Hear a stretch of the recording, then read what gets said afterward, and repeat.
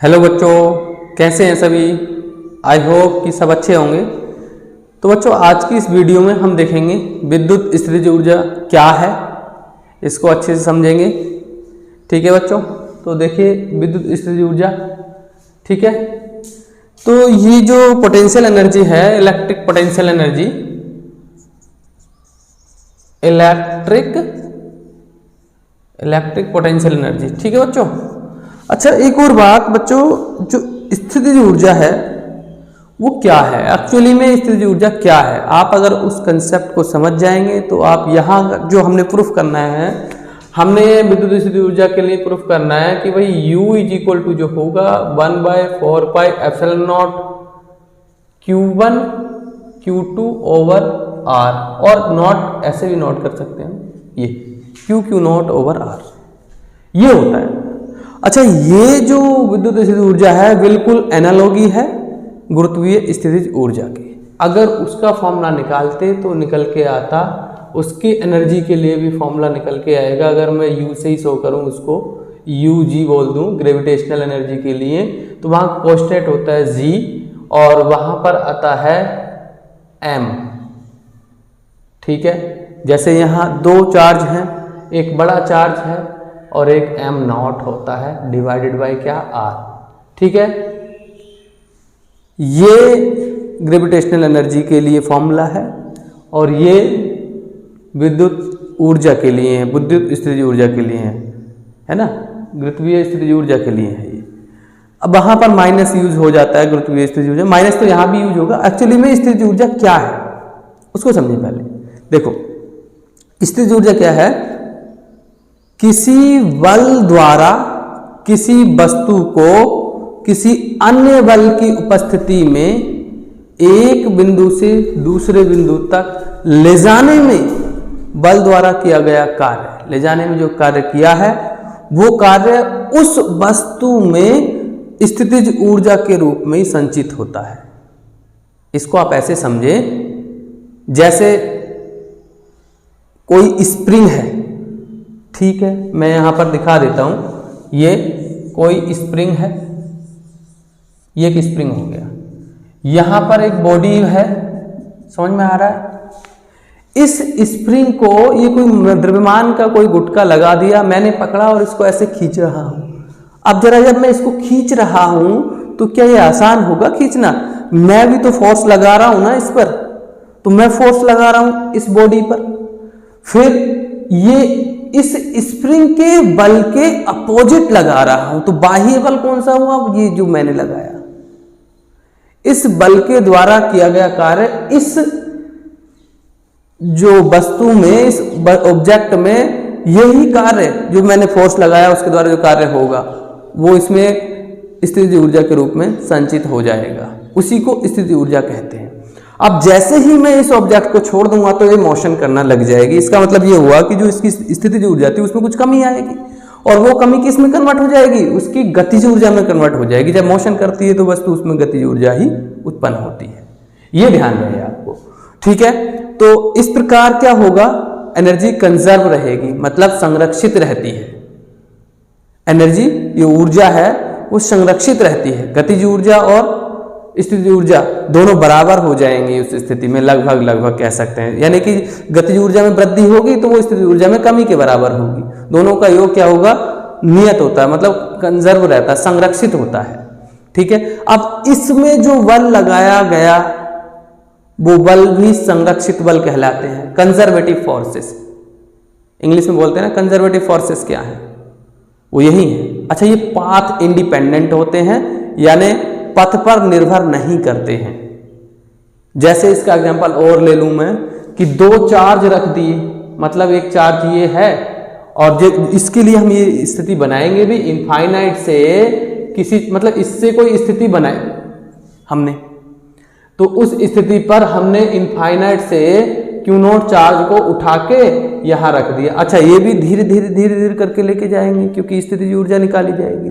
तो ये सिस्टम की अच्छा, इस सिस्टम के हिसाब से अगर मैं विद्युत स्थितिज ऊर्जा की बात करूं तो मैं कहूंगा किसी आवेश की स्थितिज ऊर्जा किसी बाह्य बल द्वारा उस आवेश को अनंत से उस बिंदु तक लाने में किए गए कार्य के बराबर होती है। फिर से सुन लो, जैसे Q नोट आवेश के लिए स्थितिज ऊर्जा की बात करें तो मैं इसे Q नोट किसी आवेश Q नोट ही बोल रहा हूं, किसी आवेश Q नोट की स्थितिज ऊर्जा किसी बाह्य बल द्वारा अनंत से उस बिंदु पर, मैंने किसी बिंदु पर बोला गया था पहले भी, उस बिंदु पर तक लाने में किए गए कार्य के बराबर होती है। समझ में आ गया होगा, ये स्थितिज ऊर्जा है और ये एनसीईआरटी के अकॉर्डिंग डेफिनेशन है और एक बहुत अच्छी डेफिनेशन भी है। अच्छा, इसमें जो कंजर्वेटिव फोर्सेस हैं, जो पथ पर डिपेंड नहीं करते हैं, जो संरक्षित बल हैं, वो कौन कौन से हैं? गुरुत्वीय बल भी इसमें आता है, कूलाम बल इसमें आता है, स्प्रिंग बल भी इसी में आता है। हमें क्या फाइंड करना है? ये कूलाम बल के अकॉर्डिंग जो स्थितिज ऊर्जा है हमें वो निकालनी है। देखिए इसमें हम क्या मानेंगे, हमें प्रूफ तो ये करना है ना, ये प्लस माइनस भी यूज हो, यहाँ तो प्लस माइनस यूज होगा ही होगा, माइनस भी कह सकते हैं, जैसे जैसे चार्ज जाएंगे वैसे वैसे हो सकता है। तो मैं ये कहूँगा, माना कोई बिंदु O है, इसको प्रूव करने जा रहे हैं। माना कोई बिंदु O है जिस पर Q चार्ज है, इससे R दूरी पर एक बिंदु P है जिस पर विद्युत क्षेत्र मतलब Q नोट आवेश को अनंत से लाना है। यही तो डेफिनेशन बताई थी ना, किसी बिंदु पर आवेश Q की स्थितिज ऊर्जा बाह्य बल द्वारा उस आवेश को अनंत से उस बिंदु तक लाने में किया गया कार्य कहलाती है उसकी स्थितिज ऊर्जा। ठीक है, तो माना कोई बिंदु O है जिस पर Q आवेश है और इससे R दूरी पर एक बिंदु P है जिस पर Q नोट आवेश को लाना है। माना अनंत से एकांक आवेश, यानी Q नोट आवेश बोलेंगे, सॉरी, Q नोट आवेश को बिंदु P तक लाना है और धीरे धीरे करके लाना है। ऐसा नहीं कि स्पीड में, धीरे धीरे करके लाएंगे तभी स्थितिज ऊर्जा होगी। अगर मोशन मिल गया तो गतिज ऊर्जा में कन्वर्ट हो जाएगा। ठीक है, माना प्रारंभ में Q नोट आवेश को बिंदु A तक लाए जिसकी O से दूरी x है। ठीक है, तब जब ये इधर आएगा, ये कैसा है? प्लस है, दोनों को प्लस मान के चले हैं, ये भी प्लस का और ये भी प्लस का।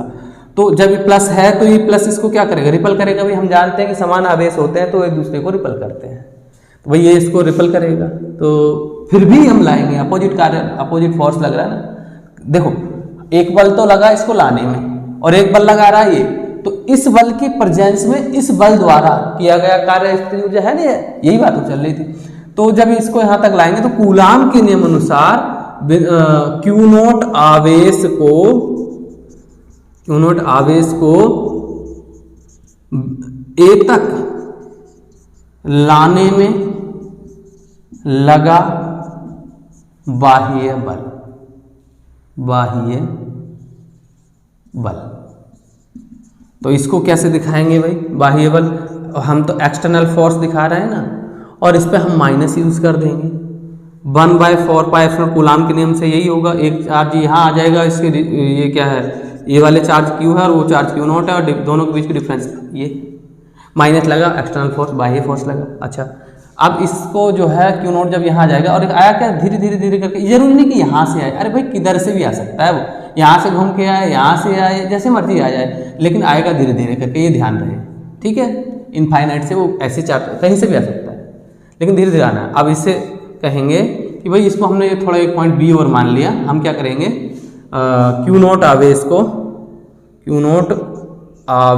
को dx तक विस्थापित करने में किया गया सूक्ष्म कार्य है ना, सूक्ष्म कार्य। तो यहां तक इसको मैं dx मान के चल रहा हूं, इतना ये है dx, समझ में आ गया, इतने डिस्टेंस है। तो इसको वर्क होगा, छोटा सा वर्क ही होगा ना, dw इक्वल बल गुणा विस्थापन, फोर्स कौन सा लग रहा है, एक्सटर्नल। ठीक है, ये हो जाएगा। अब टोटल ये P तक लाने में कुल, मतलब Q को P तक लाने में किया गया कुल कार्य, ठीक है, किया गया कुल कार्य देखेंगे। अब तो क्या करेंगे, इंटीग्रेट कर देंगे भाई, इसको करेंगे ना इंटीग्रेट। ये देखो D W is equal to integration of F, इसकी वैल्यू रख देंगे, चलो रख देंगे अभी E X T into D X. अब इसकी वैल्यू रखेंगे, और जब हम इसकी वैल्यू रखेंगे जरा ध्यान दें, तो भाई ये तो हो गया डब्ल्यू, क्योंकि इसी कार्य की बात चल रही थी, है ना। और minus of 1/4 pi epsilon not Q Q Q Q not upon x square, integration यहाँ लगा देता हूँ, माइनस यहाँ यूज कर लेता हूँ, और ये क्या है एक्स स्क्वायर, ये डी एक्स है। क्लियर है। इंटीग्रेशन कहाँ से आ रहा है, इनफाइनाइट से कहाँ तक आ रहा है, अनंत तक, आर तक, इनफाइनाइट टू आर। अब बताइए जो जो वेरिएबल कौन है, किसके रिस्पेक्ट में होगा, एक्स के, तो एक्स वाले को छोड़ो या बाकी इधर ले जाओ। D W equal to Q Q not divided by 4 pi epsilon not, और यहाँ माइनस यहाँ यूज कर देते हैं इसका, ओके। और integration of infinite to R, यहाँ इसका एक्स की पावर -2 हो जाएगा, नीचे से ऊपर जाएगा। तो इंटीग्रेशन करते समय हम क्या करते हैं, जिसके रिस्पेक्ट में हो रहा है उसकी पावर में 1 जोड़ देते हैं, जो पावर में आता है वो फिर नीचे भी आ जाता है। Q Q not divided by 4 pi epsilon not, यहाँ आ जाएगा, यहाँ आएगा एक्स की पावर -2 + 1, एक ऊपर जोड़ा तो -2 + 1 ऐसे आ जाएगा। समझ में आया भाई, जो जिसके रिस्पेक्ट में हो रहा है उसकी पावर में 1 ऐड कर देंगे, तो जो पावर में आएगा वो नीचे आ जाएगा। अब यहाँ से इसको सॉल्व करेंगे तो -1 निकल के इधर आ जाएगा, डब्ल्यू इज इक्वल टू, और Q Q not upon 4 pi epsilon not बचने वाला है। अब यहाँ से देखेंगे तो ये क्या -1, एक्स की पावर -1 ना, नीचे तो 1 ही बचेगा, -1 उसको प्लस कर दिया, ठीक है। अच्छा फिर इसको क्या करेंगे, W is equal to Q Q not upon 4 pi epsilon not, ये आएगा 1/x, ये आ गया आर, ये हो गया इनफाइनाइट। अब क्या करेंगे कि ये आर रखेंगे तो हमें जाहिर सीधी सी बात है कि ये मिलने वाला है 1/4 पाई एप्सिलॉन नॉट। हमने देखा था पहले, हमने जो पोटेंशियल निकाला था d2 अपॉन चार्ज, उसमें ऐसे ही मिला था ना, तो 1/r मिलने वाला है। ये जो Q1 Q2 इधर, Q नॉट इधर कर लेता हूँ, ठीक है। यही कार्य इस आग, मतलब इसमें जो है संचित ऊर्जा के रूप में संचित होता है, मतलब यही कार्य संचित ऊर्जा, संचित स्थितिज ऊर्जा है, यानी स्थितिज ऊर्जा के रूप में संचित होता है। बस जो भी जिसको भी हम अनंत से ले जाते हैं, ठीक है। तो लिखेंगे यही कार्य स्थितिज ऊर्जा के रूप में संचित होता है। तो इसको u से शो कर देंगे और बाकी यही लिख देंगे 1/4 pi epsilon not Q not upon R. देखिए यहाँ पर हमने क्या करा, दोनों के दोनों चार्जों को पॉजिटिव लिया है। अगर हम नेगेटिव लेंगे तब भी ये निकल जाएगा, तब भी कोई दिक्कत नहीं होगी, तब भी निकल जाएगा। यहाँ जैसा साइन आएगा वैसे ही, मतलब वो साइन यूज होगा। समझ में आया।